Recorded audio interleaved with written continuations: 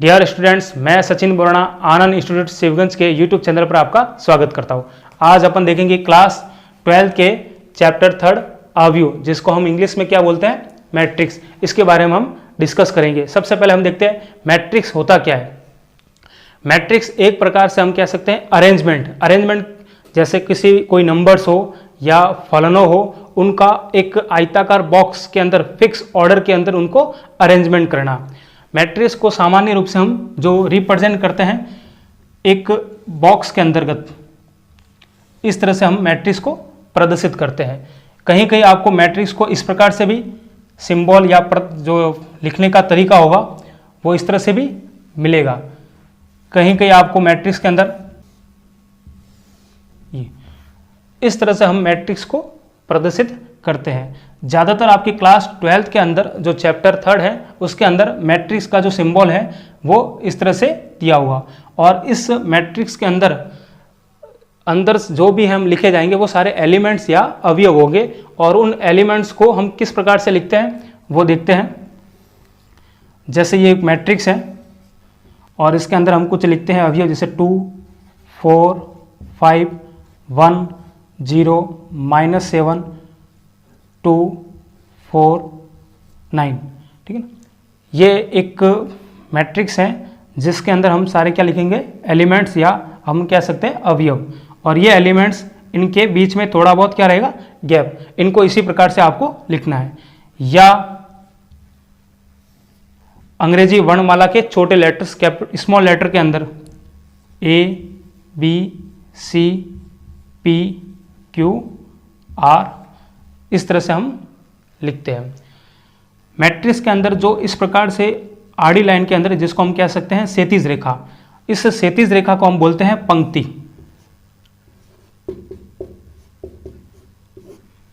और जो ऊर्ध्वाधर लाइन है खड़ी रेखा, इनको हम बोलते हैं स्तंभ। ठीक है।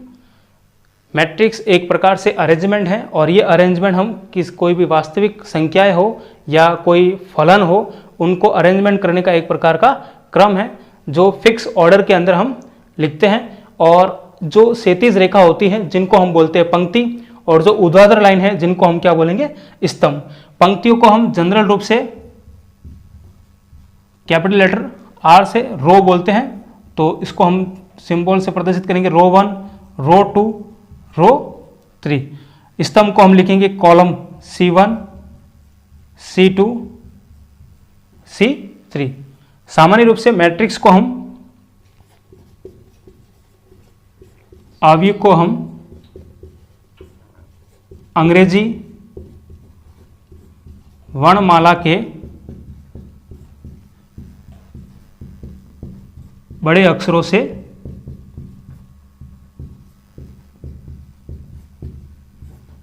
प्रदर्शित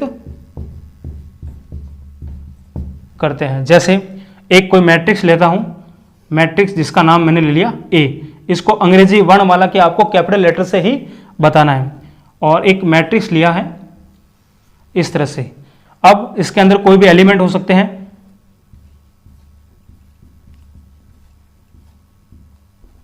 ठीक है ना। ये इस प्रकार से एक मैट्रिक्स है, और इसको हम अंग्रेजी वर्णमाला के capital letter A, B, C, X, Y या Z से प्रदर्शित करते हैं। तो अब तक हमने देखा है। अब हम देखते हैं अवयव का क्रम, ऑर्डर ऑफ ए मैट्रिक्स क्या होती है। जैसे मैट्रिक्स हम लेते हैं A, एक मैट्रिक्स है 2, 1, 3, 4, 5 और 7। अब इस मैट्रिक्स की ऑर्डर क्या होगी, या इस हम कह सकते हैं कि अवयव की कोटि क्या होगी। तो अवयव की कोटि हम इसके अंदर बताएंगे कितने इसके अंदर रो हैं और कितने इसके अंदर स्तंभ है। तो यहाँ हम देखते हैं कि इसके अंदर पंक्तियों की संख्या कितनी है, 2, R1 और R2। यहाँ पर कुल कितनी पंक्तियों की संख्या है, 2, और स्तंभों की संख्या कितनी है, 1, 2 और 3, जिसको हम बोलेंगे कॉलम C1, कॉलम C2 और कॉलम C3। मैट्रिक्स की कोटि, ऑर्डर ऑफ ए मैट्रिक्स की कोटि हम कहाँ लिखेंगे, यहाँ पर। सबसे फर्स्ट आपको आगे लिखनी है मैट्रिक्स के अंदर पंक्तियों की संख्या। तो यहाँ पर पंक्तियों की संख्या कितनी दे रखी है, 2 इंटू, और इसके अंदर स्तंभों की संख्या कुल कितनी दे रखी है, 3। 1, 2 और ये 3, इनको अपन को मल्टीप्लाई के अंदर इसको नहीं लिखना है, इनको ऐसे ही लिखना है। ये इस मैट्रिक्स की क्या होगी, कोटि, 2 × 3, जिसमें 2 किसको रिप्रेजेंट करेगा, मैट्रिक्स के अंदर कुल पंक्तियों की संख्या को, और 3 बताएगा मैट्रिक्स के स्तंभों की संख्या को। एक और देखते हैं, जैसे एग्जांपल हम मैट्रिक्स बी लेते हैं, 1 0 7 2 5 4 3 -1 और 9। इस मैट्रिक्स के अंदर पंक्तियों की कुल कितनी संख्या है, तो 1 2 और 3 पंक्तियों की संख्या को हम सबसे आगे लिखेंगे। फिर इसके अंदर हम देखते हैं स्तंभों की संख्या कितनी है, फर्स्ट, सेकंड और थर्ड। तो स्तंभों की संख्या भी इसके अंदर कितनी है, 3। तो इस मैट्रिक्स की जो कोटि होगी वो कितने ऑर्डर की होगी, 3 × 3 ऑर्डर की इसकी मैट्रिक्स की कोटि होगी, जिसमें 3 पंक्तियों की संख्या और ये 3 होगी स्तंभों की संख्या। अब हम देखते हैं मैट्रिक्स का व्यापक रूप, आव्यूह का व्यापक फॉर्म क्या होगा। जैसे हम लेते हैं मैट्रिक्स A11 A12 A13, इस प्रकार से A1 N A21 22 23, इस प्रकार से to N, A31 32 A3 और A3N। इस तरह से हम लेंगे AM1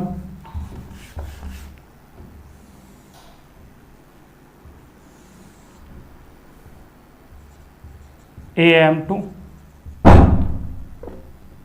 AM3 और AM × N। ये जो आव्यूह का है एक जनरल फॉर्म, व्यापक रूप। इसके अंदर जो हमने लिखे हैं A11 A12 A13, ये क्या होते हैं, ये शो करता है। जैसे हम देखते हैं कि A23 इसको हम लेते हैं, ठीक है ना। तो यहाँ पर ये 2 बताएगा इसके अंदर मैट्रिक्स की पंक्ति की संख्या को बताएगा, और ये 3 बताएगा मैट्रिक्स के अंदर स्तंभ की संख्या का। तो ये एक सारे एलिमेंट्स है, एक अवयव दे रखे अपने को। तो यहाँ पर जैसे दिया हुआ है A23, तो ये जो 2 होगा मैट्रिक्स के अंदर जो 2 नंबर की पंक्ति को शो करेगा, फर्स्ट और सेकंड रो यानी दूसरी पंक्ति के अंदर, और 3 किसको शो करेगा, स्तंभ को, फर्स्ट सेकंड और 3। तो ये जो अवयव होगा वो दूसरी पंक्ति और तीसरे स्तंभ पर बताएगा हमने। इस तरह से ये एक मैट्रिक्स का व्यापक फॉर्म है। इसको शॉर्ट रूप में हम कैसे लिख सकते हैं, इसको शॉर्ट फॉर्म में लिखते हैं AIJ, और इस मैट्रिक्स की जो कोटि होगी वो कोटि क्या होगी, M × N ऑर्डर की होगी। अब इसके अंदर देखते हैं, यहाँ से इसे 1 1 1 आगे तो कॉमन है, पीछे वाले नंबर जो चल रहे हैं 1 2 3 और कहाँ तक, N तक। यहाँ पर हम देखेंगे वो आगे वाले जो नंबर दे रखे हैं वो 2 सब में कॉमन, और पीछे वाले देखेंगे 1 2 3 और कहाँ तक जा रहे हैं, N। इस तरह से देखते हैं, यहाँ पर पीछे वाले नंबर सब में सेम है, लेकिन आगे वाले नंबर 1 2 3 कहाँ तक जा रहे हैं, M तक। इस तरह से देखते हैं, तो इसके अंदर M तो क्या होगी, टोटल पंक्तियों की संख्या, और स्तंभों की संख्या होगी वो कितनी होगी, N। तो इस मैट्रिक्स की जो कोटि होगी वो होगी M × N, जिसमें M पंक्तियों की संख्या को बताएगा और N स्तंभों की संख्या को। और इसी मैट्रिक्स को शॉर्ट फॉर्म में एक सिंपल के अंदर इसको लिखने का तरीका क्या होगा, AIJ M × N। अब यहाँ पर AIJ, जहाँ I बताएगा मैट्रिक्स के अंदर पंक्ति की संख्या को, और J बताएगा मैट्रिक्स के अंदर स्तंभों की संख्या को। ये मैट्रिक्स को एक व्यापक फॉर्म है, जिसको शॉर्ट में लिखने का तरीका ये होगा। अब मैट्रिक्स के अंदर हम देखते हैं, ये जो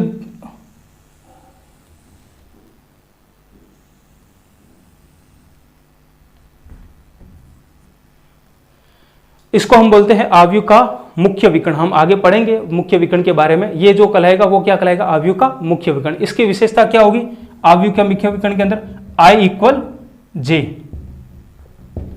अभी हमने देखा I क्या बताया, पंक्तियों की संख्या, और J क्या होती है, स्तंभों की संख्या। तो जो आव्यूह का मुख्य विकर्ण होगा उसमें पंक्तियों की संख्या और स्तंभों की संख्या बराबर होगी, यानी कि पंक्तियों की संख्या और स्तंभों की संख्या कॉमन रहेगी। तो इसको हम बताएंगे I = J। जैसे इसमें देखिए 1, 1 2 2 3 3, ये 2 2 क्या होगा, 2 इसके अंदर पंक्ति और 2 ही इसके अंदर स्तंभ है। उसी अवयव दूसरी रो के अंदर और दूसरे कॉलम के अंदर ये अवयव अपने को दे रखा है। इसके बाद हम देखते हैं ऊपर वाले ऊपरी त्रिभुजाकार के अंदर, ठीक है ना। इसको हम बोलते हैं ऊपरी त्रिभुजाकार अवयव।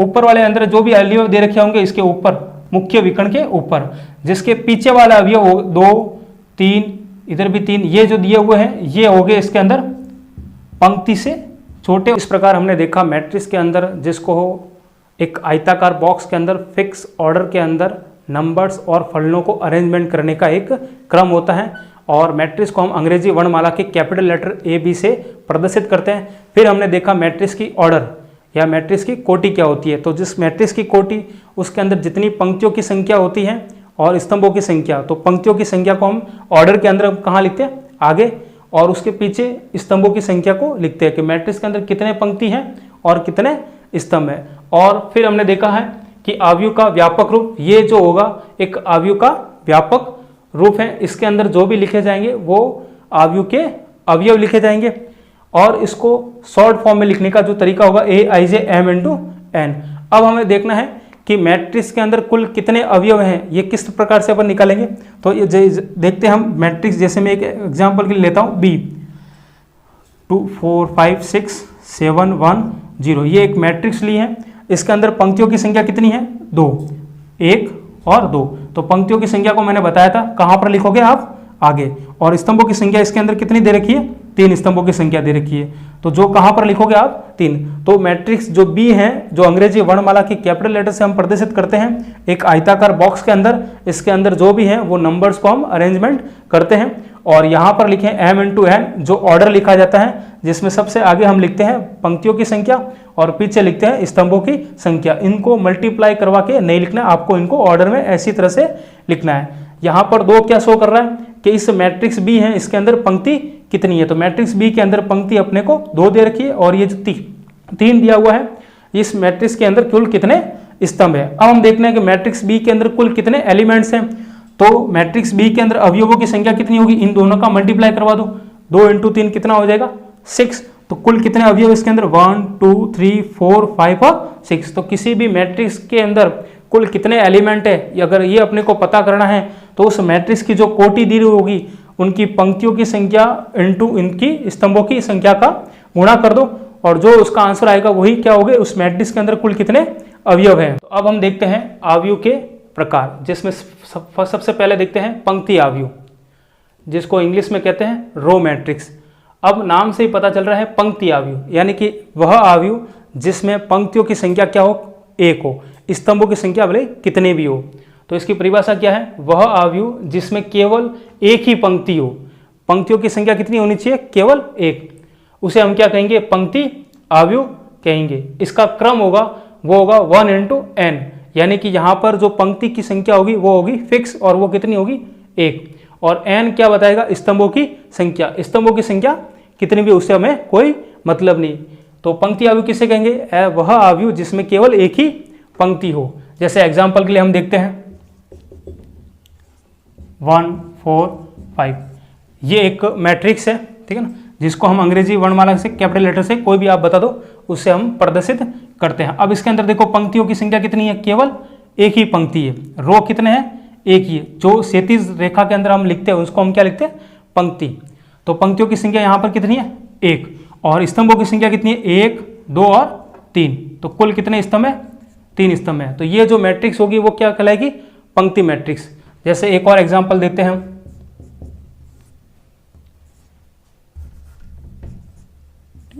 ये भी एक कौन सी मैट्रिक्स होगी, पंक्ति मैट्रिक्स होगी, क्योंकि इसके अंदर भी पंक्तियों की संख्या कितनी है, एक ही है, और स्तंभों की संख्या भी कितनी है, 1, क्योंकि एक ही पंक्ति और एक ही इसके अंदर क्या है, 1 है। इसलिए ये जो मैट्रिक्स होगी ये भी, इसको भी हम क्या बोल सकते हैं, पंक्ति मैट्रिक्स। और इस मैट्रिक्स का एक और नाम है, क्योंकि इसके अंदर एक ही अवयव है, तो इसी मैट्रिक्स को हम एकल मैट्रिक्स भी कहते हैं। और हम देखें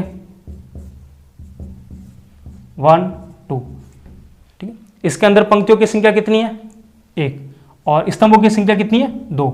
तो यहाँ पर स्तंभों की संख्या कुछ भी हो सकती है, लेकिन पंक्तियों की संख्या केवल एक ही होनी चाहिए। तो ऐसा अवयव जिसके अंदर पंक्तियों की संख्या 1 हो और स्तंभों की संख्या कितने भी हो, उसे हम क्या कहेंगे, पंक्ति अवयव। अब दूसरा देखते हैं स्तंभ अवयव।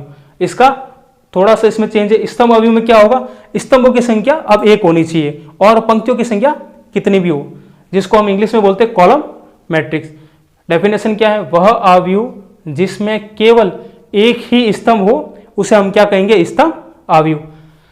इसका जो क्रम होगा वो क्या होगा, m इंटू 1 होगा। अब यहां पर m क्या है बताएगा, पंक्तियों की संख्या को बताएगा। तो पंक्तियों की संख्या यहां पर कितनी भी हो सकती है, और 1 होगा वो क्या बताएगा आपको, स्तंभों की संख्या। एग्जाम्पल हम देखते हैं, जैसे मैट्रिक्स ले रहा हूं मैं 1, 4 और 5। अब यहां पर हम देखते हैं कि पंक्तियों की संख्या m जो कुछ भी हो सकती है। यहां पर कुल कितनी पंक्तियां, 1, 2 और 3। तो जो मैट्रिक्स की कोटि होगी वो अपन कहां लिखते हैं, यहां पर। और जो सबसे आगे लिखते हैं वो क्या लिखते हैं, पंक्तियों की संख्या को लिखते हैं। तो यहां पर कुल कितनी पंक्तियां हैं, 3 पंक्तियां, और स्तंभ कितना है, एक ही है। तो स्तंभ मैट्रिक्स की जो डेफिनेशन है वो क्या है कि उसमें स्तंभों की संख्या केवल और केवल एक ही होनी चाहिए, और पंक्तियों की संख्या कितनी भी हो। जैसे एक और एग्जाम्पल देखते हैं, 2 और 4। इसके अंदर पंक्तियों की संख्या 2 और स्तंभों की संख्या कितनी है, 1। तो ये जो मैट्रिक्स कहलाएगी वो क्या कहलाएगी, स्तंभ मैट्रिक्स। तो पंक्ति मैट्रिक्स जिसमें केवल एक पंक्ति हो और स्तंभों की संख्या कितनी भी हो। स्तंभ मैट्रिक्स के परिभाषा इसके नाम से ही पता चलता है कि स्तंभ अवयव का मतलब स्तंभ कितने होने चाहिए, एक, और पंक्तियों की संख्या कितने भी हो।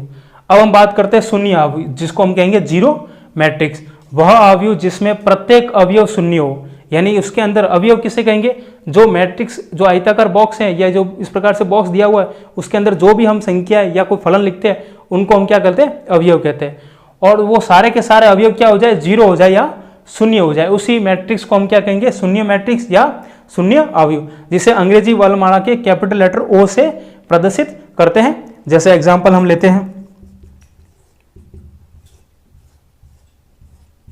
ये एक शून्य मैट्रिक्स होगी और इस मैट्रिक्स की कोटि क्या होगी, इसके अंदर 2 पंक्तियां हैं और स्तंभ कितने हैं, 2। तो ये 2 इंटू 2 ऑर्डर की एक मैट्रिक्स है जिसको हम शून्य मैट्रिक्स कहेंगे, क्योंकि इसके अंदर सारे जो एलिमेंट, सारे अवयव हैं वो सारे के सारे क्या हैं, 0। जैसे एक और लेते हैं हम,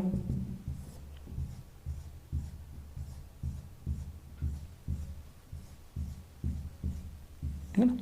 इस मैट्रिक्स के अंदर कुल कितने रो हैं, 3, 1, 2 और 3, और स्तंभों की संख्या कितनी है, 4। तो ये 3 इंटू 4 की शून्य मैट्रिक्स है, ठीक है ना। अब हम देखते हैं वर्ग अवयव, स्क्वायर मैट्रिक्स।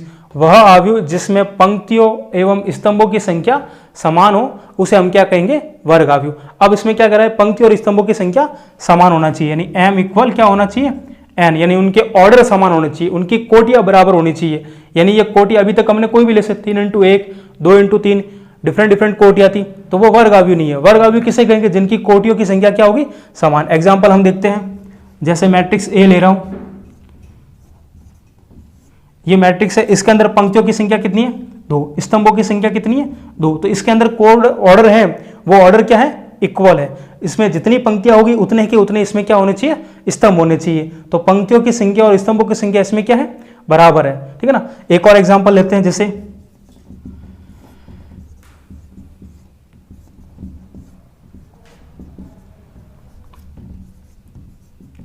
ये लिया, तो इस मैट्रिक्स के अंदर कुल कितनी पंक्तियां हैं, 3 पंक्तियां हैं। तो पंक्तियों की संख्या हम कहां लिखते हैं, आगे, और स्तंभों की संख्या भी कितनी है, 3 है, वो कहां लिखते हैं, पीछे। तो इस मैट्रिक्स का भी ऑर्डर क्या होगा, 3 इंटू 3। तो इसमें भी पंक्तियों की संख्या और स्तंभों की संख्या बराबर है। एक और लेते हैं हम, जैसे,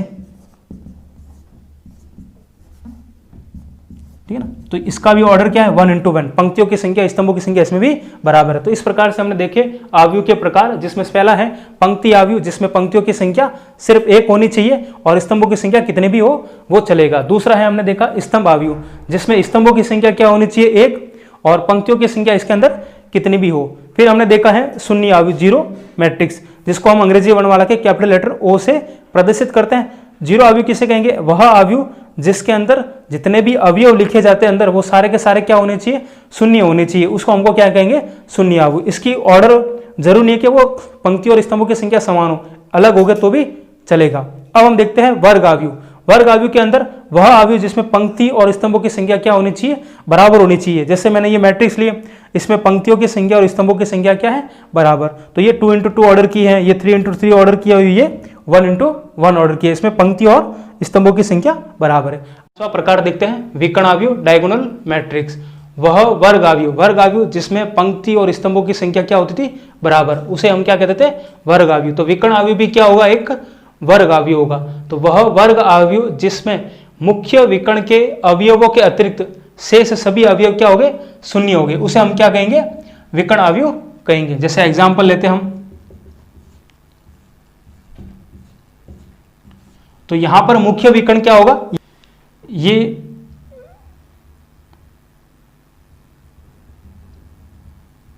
अवयव का क्या कहलाएगा, मुख्य विकर्ण। तो इस मुख्य विकर्ण को छोड़ करके बाकी सारे एलिमेंट हो गए, बाकी सारे जो अवयव हो गए वो सारे के सारे क्या हो गए, शून्य हो गए। और इसकी कोटि कितनी है, इसके अंदर पंक्तियों की संख्या कितनी है, 2, स्तंभों की संख्या 2, क्योंकि यहां हमने क्या बात की है कि विकर्ण अवयव क्या होगा, एक वर्ग अवयव होगा जिसमें पंक्ति और स्तंभों की संख्या क्या होगी, बराबर। एक और एग्जाम्पल लेते हैं हम,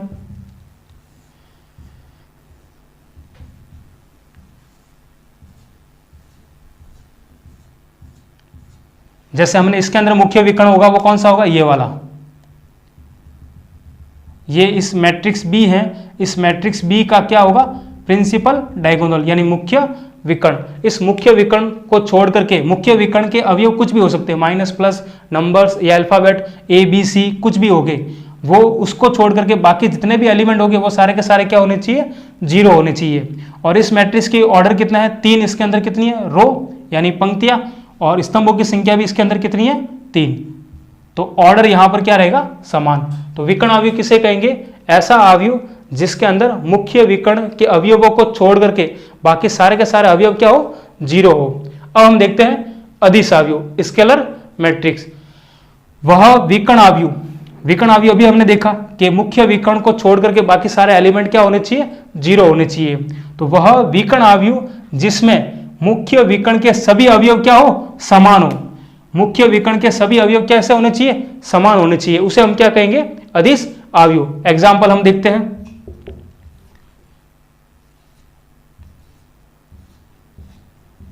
ये एक विकर्ण अवयव है, कैसे, क्योंकि ये मुख्य विकर्ण है और इसके अतिरिक्त बाकी सारे एलिमेंट इसके 0 है। और इसमें अदिश अवयव कब कहलाएगा, जब इसके मुख्य विकर्ण के अवयव कैसे होने चाहिए, समान होने चाहिए। तो यहां पर मुख्य विकर्ण के अवयव कैसे, 3 3, वो समान है और ऑर्डर वही रहेगा, पंक्ति और स्तंभों की संख्या समान, 2 × 2 ऑर्डर का। एक और लेते हैं, जैसे एग्जांपल हमने ये ले लिया,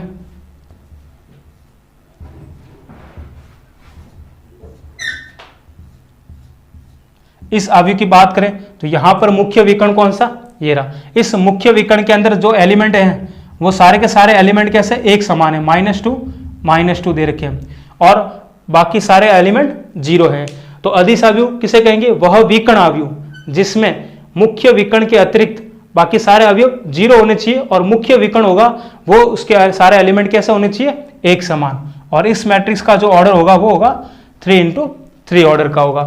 अब हम देखते हैं इकाई अवयव, यूनिट या फिर हम कहेंगे आइडेंटिटी मैट्रिक्स। वह अदिश अवयव, अदिश अवयव अभी हमने देखा था कि वह अवयव जिसमें मुख्य विकर्ण के अवयव क्या होने चाहिए, समान, बाकी सारे अवयव 0। तो वह अदिश अवयव जिसमें मुख्य विकर्ण के सभी अवयव क्या हो, एक हो, यानी क्या हो, इकाई हो, उसे हम क्या कहेंगे, इकाई अवयव। और इसे हम अंग्रेजी वर्णमाला के कैपिटल लेटर आई से प्रदर्शित करते हैं। जैसे एग्जाम्पल हम लिखते हैं,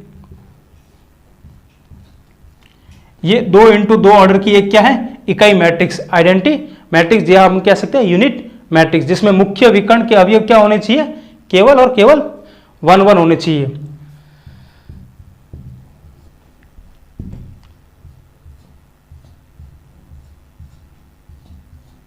ये 3 × 3 ऑर्डर की एक इकाई मैट्रिक्स है।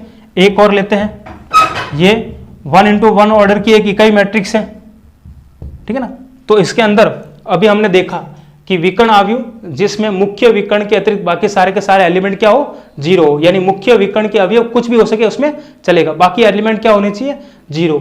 अदिश अवयव के अंदर मुख्य विकर्ण के अवयव समान होने चाहिए, ठीक है ना, और बाकी एलिमेंट कुछ भी हो। और इकाई अवयव के अंदर मुख्य विकर्ण के अवयव क्या हो, एक हो और बाकी सारे अवयव 0 हो। तो इस तरह से हमने देखा विकर्ण अवयव, अदिश अवयव और इकाई अवयव। अब हम कहते हैं कि क्या अदिश अवयव विकर्ण अवयव हो सकता है, बिल्कुल अदिश अवयव विकर्ण अवयव हो सकता है। कैसे, क्योंकि ये भी क्या एक प्रकार का विकर्ण अवयव ही है, क्योंकि इसमें मुख्य विकर्ण के बाकी सारे एलिमेंट 0 हो। विकर्ण अवयव के अंदर मुख्य विकर्ण के अवयव समान हो या नहीं हो तो भी चलेगा, वो तो एक प्रकार से हम कह सकते हैं कि अदिश अवयव भी ही एक विकर्ण अवयव है। लेकिन हम ये नहीं कह सकते हैं कि विकर्ण आव्यूह अदिश आव्यूह हो सकता है, नहीं, क्योंकि विकर्ण आव्यूह के अंदर अवयव मुख्य विकर्ण के अवयव बराबर हो भी सकते हैं, नहीं भी हो सकते हैं। तो सारे के सारे विकर्ण आव्यूह अदिश आव्यूह होना कोई संभव नहीं है। इकाई आव्यूह अदिश आव्यूह भी हो सकता है और इनको विकर्ण आव्यूह भी कह सकते हैं। लेकिन पर्टिकुलर अगर मुख्य विकर्ण 1 1 हो, जिसको हम नाम दिया है इकाई आव्यूह। अब हम नेक्स्ट देखते हैं। अब हम देखते हैं 8वां प्रकार त्रिभुजाकार आव्यूह, ट्रायंगुलर मैट्रिक्स। अब इसमें 2 टाइप्स है त्रिभुजाकार आव्यूह के अंदर। सबसे पहला हम फर्स्ट देखते हैं हम ऊपरी त्रिभुजाकार आव्यूह। क्या होगा? वह वर्ग आव्यूह, यानी इसके अंदर भी कौन सा लेना? वर्ग आव्यूह, जिसमें पंक्ति और स्तंभों की संख्या क्या रहेंगी? बराबर। तो वह वर्ग आव्यूह जिसमें मुख्य विकर्ण के नीचे सभी अवयव क्या होने चाहिए? शून्य, उसे हम क्या कहेंगे? त्रिभुजाकार आव्यूह। जैसे एग्जाम्पल हम देखते हैं, एक मैट्रिक्स में ए ले रहा हूं, इसमें क्या कहा गया है कि मुख्य विकर्ण के नीचे सारे के सारे एलिमेंट क्या हो? 0। तो मुख्य विकर्ण जैसे 2 4 और ये मैंने ले लिया, तो ये एक प्रकार से क्या बनेगा? मुख्य विकर्ण बनेगा। और ये मुख्य विकर्ण है, इसके सारे अंदर जो नीचे हो गए वो सारे के सारे एलिमेंट क्या होने चाहिए? 0। तो ऊपर की एक त्रिभुज बनेगा इस तरह से। ये इस तरह से क्या बन रहा है? एक ऊपर की ओर त्रिभुज। इसको हम क्या कहेंगे? ऊपरी त्रिभुजाकार आव्यूह। और ये भी क्या है? एक प्रकार से वर्ग आव्यूह है, यानी इसके अंदर भी जो पंक्ति और स्तंभों की संख्या होगी वो कैसी रहेगी? एक समान रहेगी। एक और एग्जांपल देखते हैं हम, 4 5 6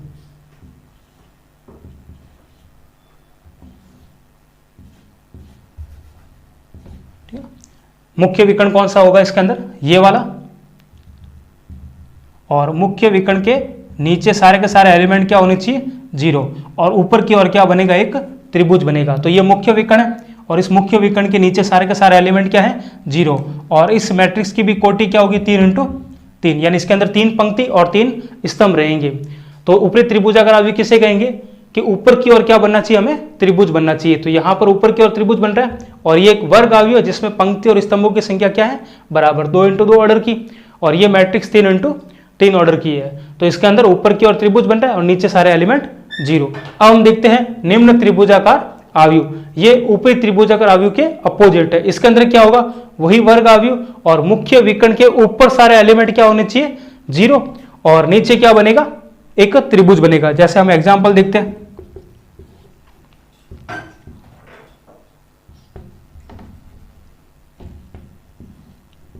ये इसके अंदर ऊपर के सारे एलिमेंट, मुख्य विकर्ण के ऊपर जितने भी एलिमेंट होंगे वो सारे के सारे क्या हो जाएंगे? 0। और एक नीचे की तरफ क्या बनेगा? त्रिभुज। तो उसे हम क्या कहेंगे? निम्न त्रिभुजाकार आव्यूह। एक और एग्जांपल लेते हैं, जैसे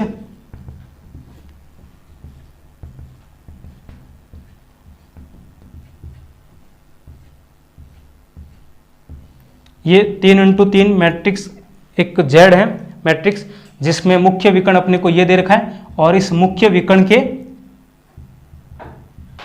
ऊपर सारे एलिमेंट क्या है? 0। और नीचे की ओर क्या बन रहा है? त्रिभुज। तो इस प्रकार से हमने देखा त्रिभुजाकार आव्यूह, जिसमें 2 टाइप्स हैं। ऊपरी त्रिभुजाकार, जिसमें ऊपर की ओर त्रिभुज बनेगा और मुख्य विकर्ण के जो नीचे सारे एलिमेंट होंगे वो सारे के सारे 0 होंगे। और निम्न त्रिभुजाकार आव्यूह के अंदर जिसमें नीचे की ओर एक ट्रायंगल बनेगा, त्रिभुज बनेगा, जिसके ऊपर सारे एलिमेंट 0, सारे के सारे 0 हो गए। अब एक फॉर्मूला है n² - n/2, यानी हमें अगर पता करना हो कि इस कोई भी अगर आपको दिया हुआ हो मैट्रिक्स, उसकी ऑर्डर दिया हुआ हो और हमें यह देखना है कि उसके अंदर कुल कितने अवयव 0 होंगे ऊपरी त्रिभुजाकार या निम्न त्रिभुजाकार के अंदर। जैसे हम देखते हैं 2 × 2 मैट्रिक्स है, इसके अंदर कितने हैं? एक एलिमेंट 0। तो इसके अंदर देखोगे तो इसमें मैट्रिक्स की कोटि कितनी है? 2। तो n का मान आपको कितना रखना है? 2 रखना है। तो 2 का स्क्वायर कितना होगा? 4। n की जगह कितना रखोगे? 2। 4 में से 2 माइनस और 2 से 2 कट जाएगा तो 1। तो 2 × 2 ऑर्डर की मैट्रिक्स में शून्य अवयवों की संख्या कितनी हो जाएगी? 1 हो जाएगी। अब 3 × 3 ऑर्डर की मैट्रिक्स में देखें तो n का मान कितना रखोगे? 3। तो 3 का स्क्वायर 9 - 3/2। 9 में से 3 माइनस करोगे कितने बचेंगे? 6/2। 2 का डिवाइड लगाओगे तो कितना आएगा? 3। तो 3 × 3 मैट्रिक्स के अंदर शून्य कितने हैं? 3 है।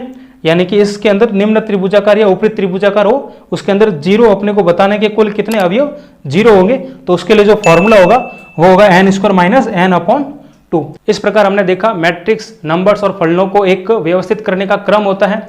फिर हमने पढ़ा मैट्रिक्स को क्रम यानी उसका मैट्रिक्स का ऑर्डर क्या होगा, पंक्तियों की संख्या और स्तंभों की संख्या किस प्रकार से लिखते हैं। फिर हमने देखा मैट्रिक्स के प्रकार, और इस टाइप से हमें कुल मैट्रिक्स के 8 प्रकार हमने पढ़ते हैं। मिलते हैं नेक्स्ट वीडियो में। Thanks for watching. जय हिंद, वंदे मातरम।